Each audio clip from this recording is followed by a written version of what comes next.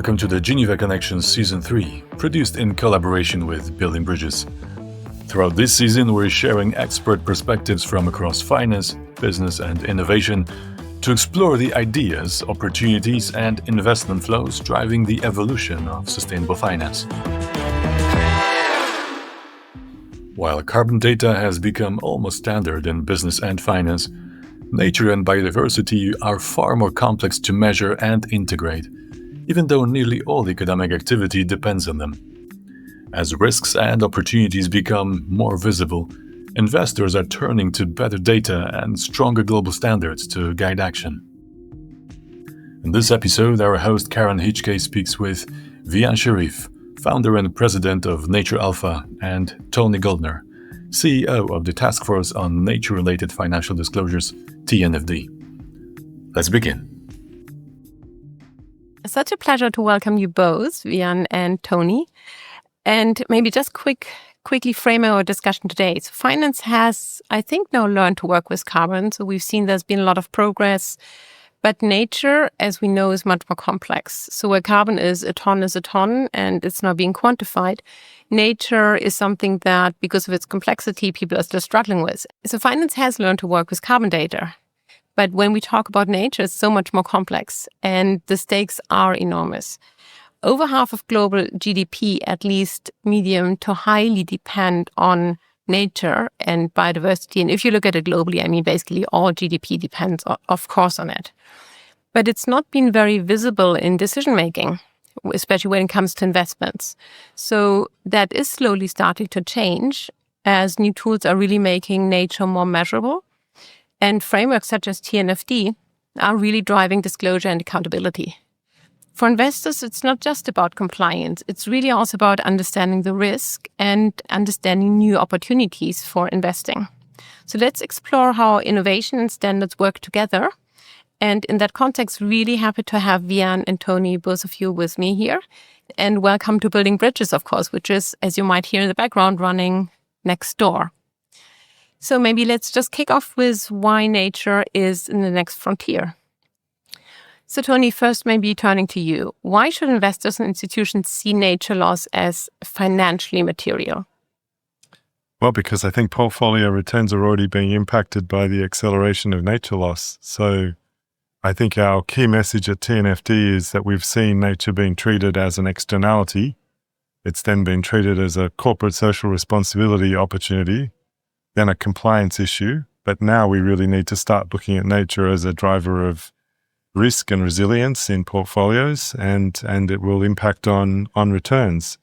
So it needs to be managed like other risks in a portfolio risk management approach, but it can also be the source of new opportunities to drive returns for investors as well. So I think it's about repositioning nature as central to strategy and risk management and capital allocation going forward.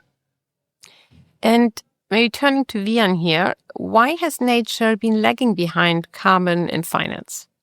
And what is changing now? Yeah, that's such a good question, Karen, because I've always been so into nature. I just went straight to nature, actually.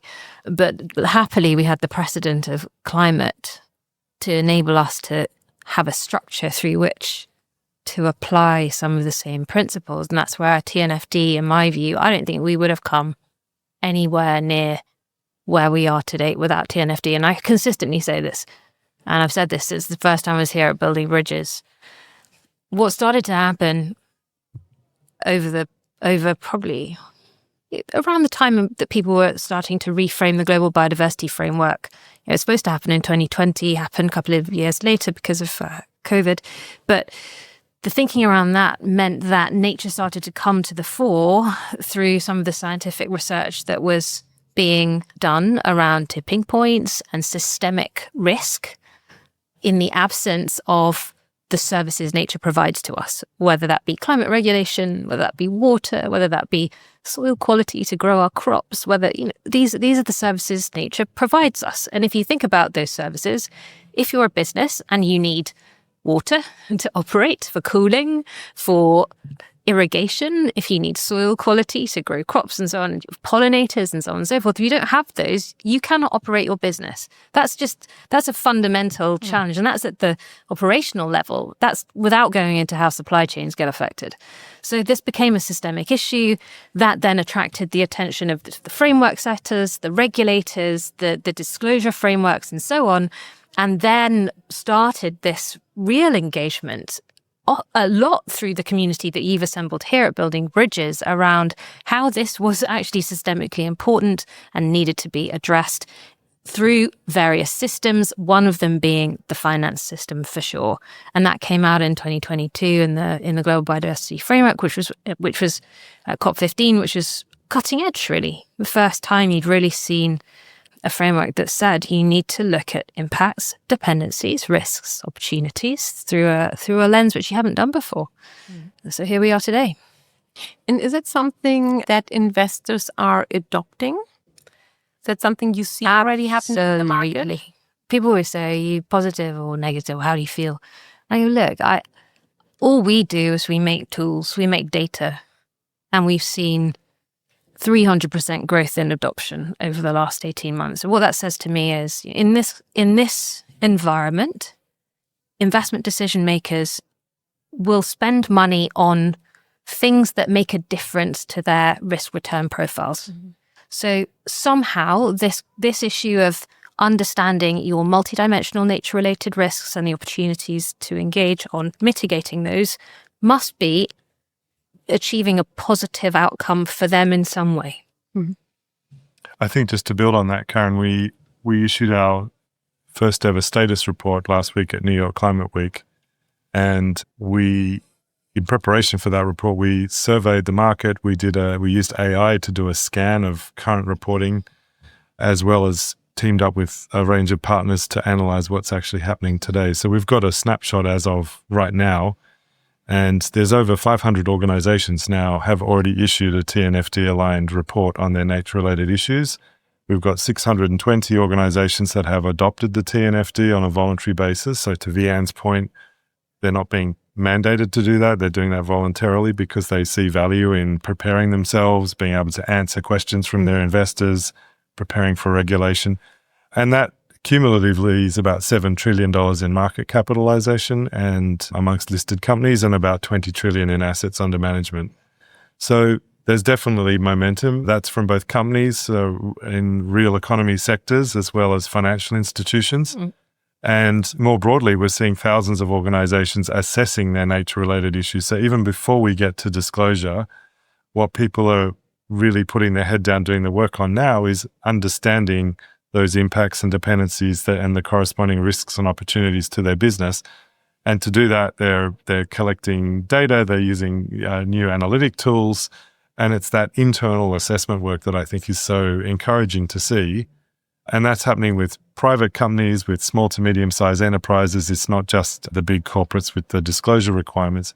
And of course, we need every business in every sector around the world to be understanding how they interact with nature, how they can lighten their footprint on the planet, and how accelerating nature loss is presenting risks to their organizations. So that's well underway. And if I could add to that, the reason this is so powerful is because you end up with the issue, the multidimensional nature-related risk issue, being escalated and disseminated through areas of a business that may not have had that capacity before this. So ourselves and others are training boards, they're training executives.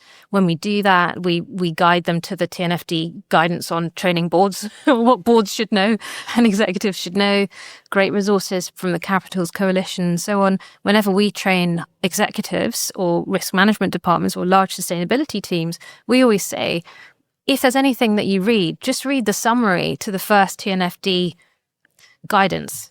That will tell you what you need to know about this issue. And just that awareness and capacity building, what you're doing here at Building Bridges is building connections around this issue throughout organizations. So you're mentioning education, basic capacity building to say, how do you enable people to really take those decisions? But you've also done a lot of work, obviously, in innovation. You already mentioned AI.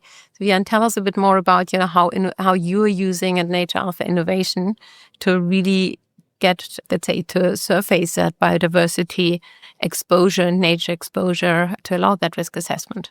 Yeah, I mean, it's just the most incredible place to be right now for all of us. I always say, and I have done, said the same thing at Building Bridges for the last 4 years, which is there are 3 things going on. There's awareness raising, there's regulation coming in, and there's technology. In the last 2 years, the technology we have available to do these calculations and to surface things we could never see before, whether that's geospatially, access satellite data at scale, in real time, not that we do all real time stuff, but there are bits you can do now with that. Then all the language processing on policies, headlines, controversies, then all the financial aspects of reporting, share prices, OPEX, CAPEX, annual reports, filings, market change, prices in market change of stock prices or bonds or any asset you want. There's never been a moment in time like today where we can commingle this information and receive insights like never before. And I said this a little bit earlier, which is, when I talk to our team who really are on the cutting edge of this wave of AI development, they're being all the large Gen AI and AI houses, all eyes on what we're doing, which is good in some ways, but scary in others. This isn't changing every 6 months. This is happening every week in terms of how powerful it's getting. So the pace of change is astonishing. It's a fantastic dynamic. I mean, it's really impressive. Hard to keep up with. Yeah, it exactly. is. But can you? I'd be really interested. You've named, you've covered a range of examples, say how you can use AI. But can you give a concrete example where you say an investment decision is really informed by, basically your tool in terms of risk assessment, how it really supports a concrete investment decision to make a bit more tangible for our of course. participants here. At a high level, let's say. So first of all, there's a determination of how nature risk could be constructed, and a large part of that is guided by the TNFD. In fact, the whole process of how we build nature risk as a concept is guided by TNFD alignment. One of the most important parts being, how do you determine what a sensitive location is and what a priority location is for a company, right? So that's one part. Then you have to understand where a company is. Where is it operating? Both in its direct operations, its supply chain, tier 1, tier 2, tier 3, tier 4 suppliers, all of which is evolving. So in one example, we have a wonderful stewardship team who also engage in very strong collective action for the Nature Action 100. In their priority companies list, one specific company, one specific operation identified as high priority in a sensitive area as determined by the various geospatial layers, the trajectory for change over time in that place. They were able to hone in with global management of that company and say, we noticed that these are the sites that look to be most risky from the perspective of your operations. We'll show you. Come and have a look. This is why they're high risk or high priority. Can you help me understand what you're doing to restore this or protect this mangrove or this coastal area? What are the processes you have in place to mitigate risk? And they said, well, we don't know, or we can ask the management team. Then that cascaded back to that local plant, and then information back up to HQ. This is what's happening, and okay, we understand we need to do X, Y, and Z. And then following that, you can even say, well, if you were to do anything there, what could those actions be? And these are the levers for the most, let's say, high impact forms of restoration in that space. And we weren't hearing these conversations happening 2 or 3 years ago. So as investors have educated themselves quite quickly through collaborative platforms like Nature Action 100 and PRI In-Person's Spring Initiative, the questions coming to companies are getting more specific, more focused.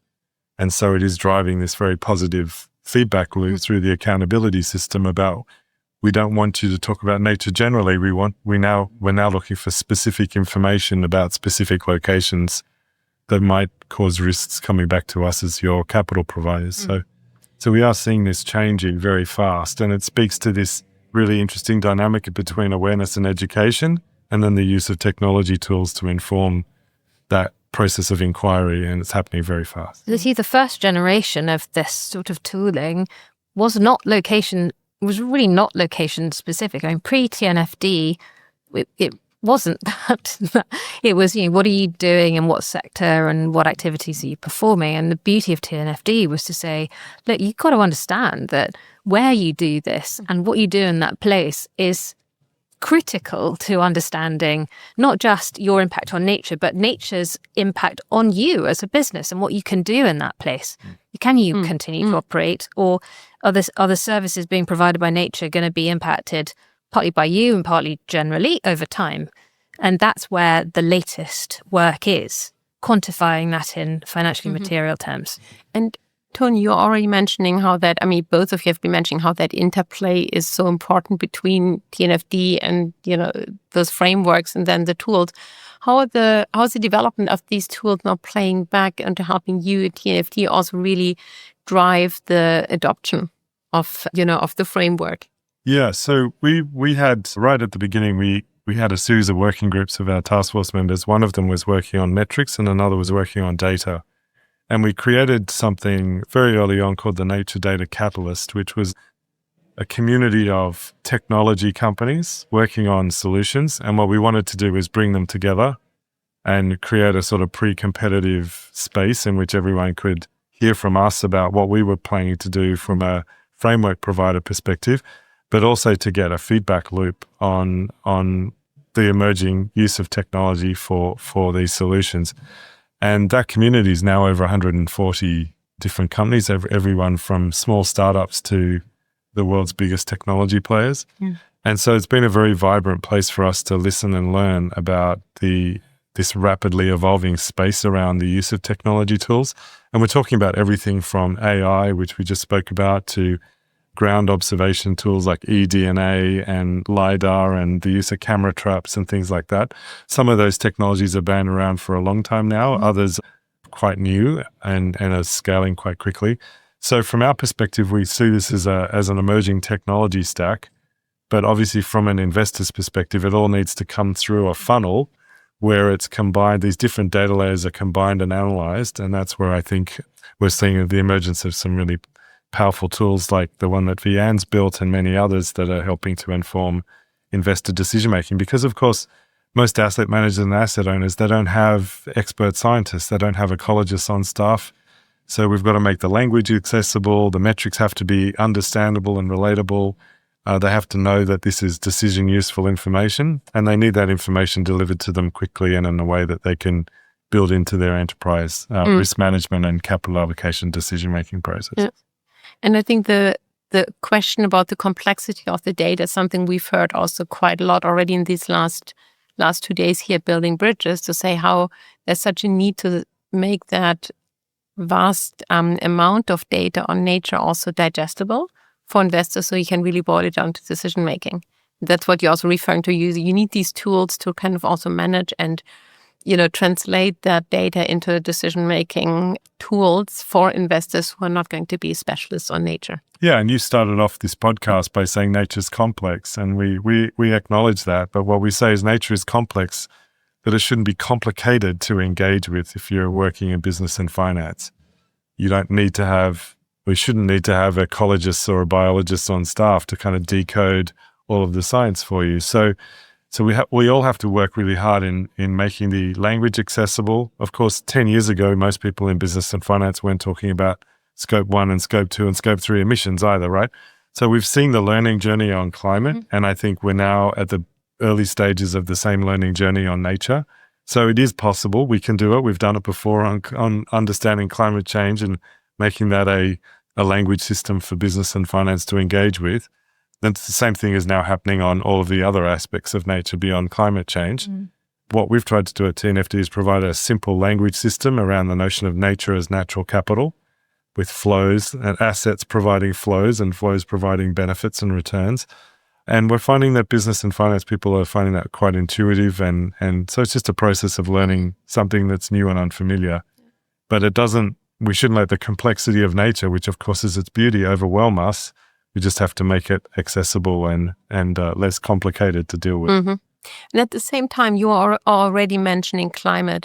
There's been quite a credibility issue in the past, which I think is really getting resolved. There's been a lot of work has been done on that, on carbon markets and the carbon credits. And so the question is also, how do we avoid those same pitfalls in nature and not run into same mistakes, so that investors really have confidence in the data and how it's being digested and, simplified in a way that it really helps you and has high integrity. So is there anything where TNFD is working on also in aligning with CSRD and ISSB to kind of work with those frameworks to increase the trust level? Well, I think to the first part of your question around carbon and how we bridge from carbon into the rest of nature, I think the first point we have to recognize is the rest of nature is not the same as carbon and gases into the atmosphere. I think the first challenge for everyone in the market is to recognize where we can use what I call our carbon brain on the rest of nature and where we can't, because everyone's sort of trying to copy paste over from what we've all learnt and how we've learnt to think about climate change onto the rest of nature. And in some cases it works, in some cases it doesn't. I mean, for example, we don't have one atmosphere with nature. It's all location specific. So we don't have a carbon budget. We don't have a single unit of measurement, which is CO2e. So people in business and finance have to recognize that we can use some of our carbon toolkit, but we can't just expect it all to be relatable over to the rest of nature, because there are different dynamics at play.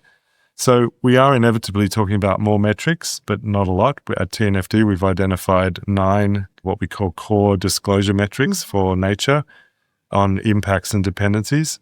And leveraging the previous standards from the ISSB, we've identified 5 core metrics relating to risk and opportunities.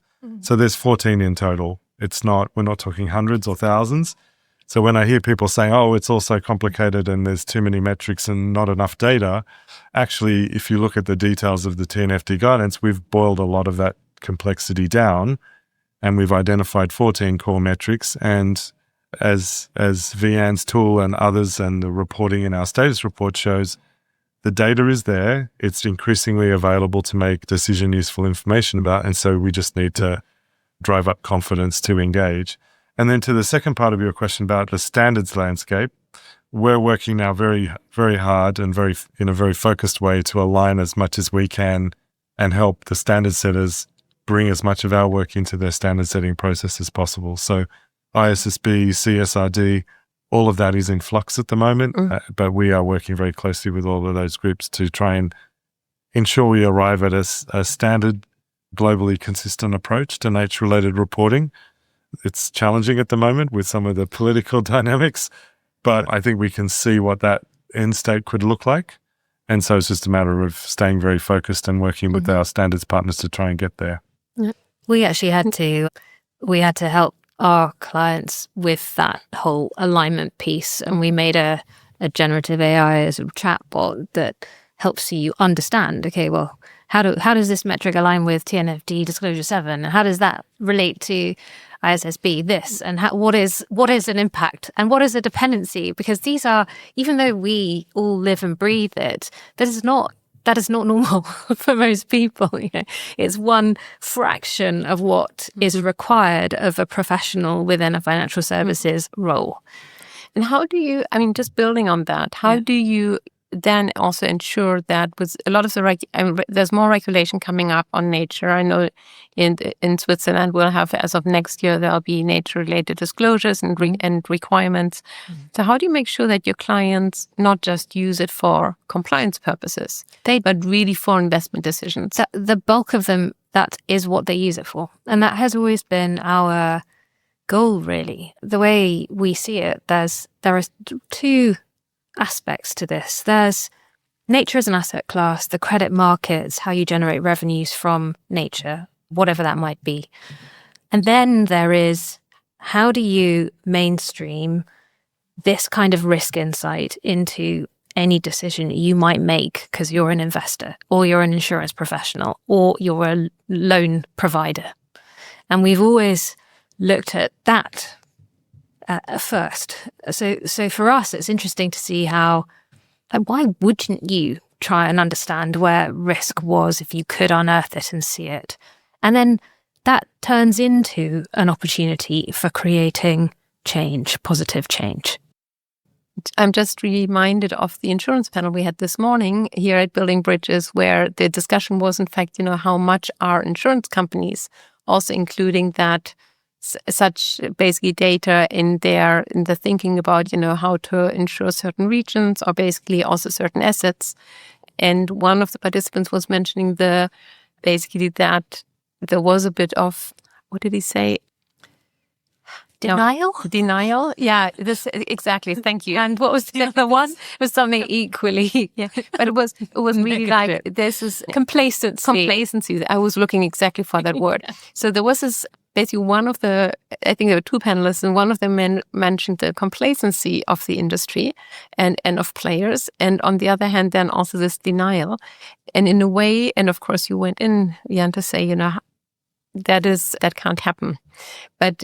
It's really one thing when you say investors are adopting it. Are there other players who are not adopting that as easily? It seems to me that you're saying financial investors, in fact, are already quite alert versus other players might not be. Well, it's an interesting one. A couple of reflections. We don't deal yet directly with corporates. And I think that obviously this is about what is going on in companies and how they might use this information to change, but I know others absolutely are.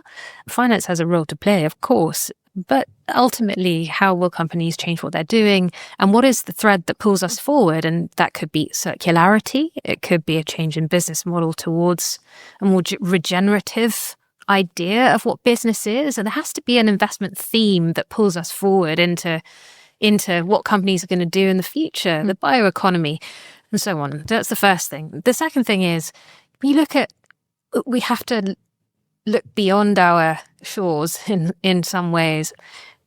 If you look at innovators like RIQ in Abu Dhabi, that's an AI native risk reinsurer, which is incorporating climate and environmental risks right from the start in what it's doing, right, backed by one of the world's largest asset managers. If it's not going to happen in these insurance companies, it's going to happen somewhere else fast. So it's really up to all of us to... And we're seeing the consequences through the reinsurance market of insurers not innovating fast enough to manage some of this risk. I mean, they're obviously professional risk managers. They've been looking at natural catastrophes for decades and have, great models. But nature is more than just natural catastrophes too. We have to be looking beyond floods and earthquakes and wildfires. I go back to the work of Partha Dasgupta, who wrote the Economics of Biodiversity. And one of the things that he said was much of nature is silent, invisible, and mobile. And for anyone who's a professional risk manager, you know that trying to manage things that are silent, invisible, and mobile is really hard work, right? So we have to make sure that we're making what is currently invisible visible. And once we can see it, of course, then we can measure it and we can manage it. But I get a bit tired hearing this, well, we'll manage what we can measure, because at the moment we won't measure what we can't even see. So actually our first order of business is to make this huge network of nature-related issues visible, because once we know it's there, then of course we can start to take action. And I think what's interesting is, and I know, Tony, I hope for both of us, if we start to look at the different voices around that table, including people from the global south, the indigenous communities who've lived as custodians of nature for so long, they're finally, those voices are starting to be included in conversations. And, for example, we were privileged to fund the first Nature AI Fellowship for the Circular Bioeconomy Alliance, which King Charles created specifically to try and bring that voice and into some data that could be applied. And I know that, Tony, I think you and I both care deeply about that angle. I know it's not in the script, but I think it's an important thing to bring up, especially because we tend to... we can get very focused on the old way of doing things and innovation, but also there is this voice. There are these voices who've known what we're just starting to make visible in terms of technology, but have known it for years and years and years. Exactly, yeah.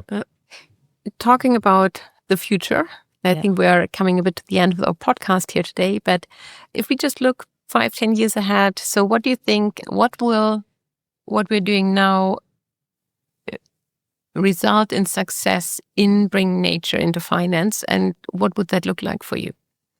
I personally think that the sort of intelligence we're going to have in the next 2 to 5 years will be unrecognizable. My hope is that it becomes completely mainstream, and we all do ourselves out of a job. That's definitely our goal. Not looking for a job anymore, Tony. TNFD should have disappeared long before than 5 years from now, because, to Vian's point, this has been mainstreamed, right? So our recommendations should be mainstreamed into the standards landscape. Our LEAP assessment approach, which is now being used by thousands of companies, should be just part of standard enterprise risk management process. Should be just like, I often draw the analogy to cyber risk. There's a lot of similarities between nature risk and cyber risk, silent, invisible, and mobile. So the way that companies have now responded to cyber risk, assessing it as a risk to their business, investing in their capabilities to manage it as a resilience issue, they should be doing exactly the same thing for nature. So my hope is in 5 years' time, TNFDs no longer exists. You and I will be doing a podcast, and I'll be in some other different role somewhere else. Great. TNFD will be sort of just standard business practice, nothing particularly exciting or different. It will just be mainstreamed, and this ecosystem of tools that NatureAlpha and others have been valiantly building in this early stage have been mainstreamed and gone to scale, and it's just part of the toolkit that we are all using to manage resilient businesses in a very changing, dynamic world. Which has integrated, exactly as Tony says, this is the opportunity is there for us to take it out of this niche and at scale empower people to make decisions that are more viable in the long term. Yeah. One last question, quick word. What would you recommend, any practical action you can give to our listeners here to say, what could you start now to change the way you think about nature? Well, I always encourage people to go back to their coffee table at the office or the boardroom and start with one basic question if they haven't begun this journey on nature. And the question is the first question in our guide to board directors, which is, how is our business dependent on nature? And it's this word dependence which I think unlocks a whole process of inquiry into these issues. So if there are people tuning into this podcast who are wondering where to get started, I would start with that question with half a dozen colleagues at work, ideally from different parts of your organization who can bring different perspectives. Put that question on the table over a cup of coffee and see where it leads you. But I guarantee you it will open up new insights about the nature of the business, and that's the process of starting to figure out a better relationship with nature. And Vian, for you, anything you want talk about investors, corporates, policymakers, you want to make them change as of tomorrow to really make a dent in nature finance, nature capital? I am so excited by the technology that's going to enable us to make the invisible visible. And I believe that harnessing that at a moment in time we've never had before, and this is a moment, this is a revolution in being able to make these assessments and employ this kind of insight. Use it, be excited by it, understand how that can make your business or your decision, your loan, your credit decision more resilient, more valuable, and how that's going to move into something positive for you into the future. Fabulous. Oh, thank you so much. I think just to close here, nature is definitely the next frontier for finance. It's complex, but you really can't ignore it. And I think you two have completely made it transparent, and nobody did believe it beforehand. I think now we believe it. Nature is not just a risk factor, but people see it as a risk factor. Investors are already incorporating it into their thinking. Corporates are getting there. And what is really fascinating is that innovation, data innovation, and also global standard setting is proving that it works. It is making the progress that we need, and we need to create the transparency, accountability, and impact. And we are clearly getting there with those two in combination. For investors, it's really about future-proofing their portfolios, understanding the risk, but also at the same time, how do we protect our ecosystems to mitigate that risk and to manage it? So Vian, Tony, thank you so much for joining us today and for your insights. I, as usual, learned a lot. Thank you. Thanks, Karen. Thanks so much, Karen. Congratulations on building bridges. Thank you. And that's all for this episode of the Geneva Connection. We hope you enjoyed it. The conversation on sustainable finance continues with Building Bridges. So follow the series and join us next time for new insights and ideas shaping the future of finance and sustainability. And for now, goodbye from Geneva.